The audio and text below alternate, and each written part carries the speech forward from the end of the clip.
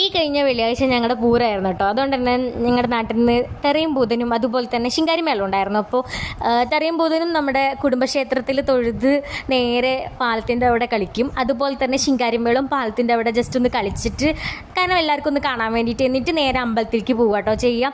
അപ്പോൾ ഞങ്ങൾ അവിടെ വന്ന് പാലത്തിൻ്റെ അവിടെ നിന്ന് കാണാൻ വന്നതാണ്. അപ്പോൾ ഈ ഒരു ഡ്രസ്സ് നിങ്ങൾക്ക് ഓർമ്മ ഉണ്ടോ? ഞാൻ സ്വന്തമായി സ്റ്റിച്ച് ചെയ്ത എൻ്റെ ഓൺ പ്രൊഡക്റ്റാണ് കേട്ടോ. അപ്പോൾ ഞാൻ ഇതുവരെ ഇട്ടിട്ടുണ്ടായിരുന്നില്ല. അപ്പോൾ എനിക്ക് ഇന്ന് ഇടണം എന്നുണ്ടായിരുന്നു.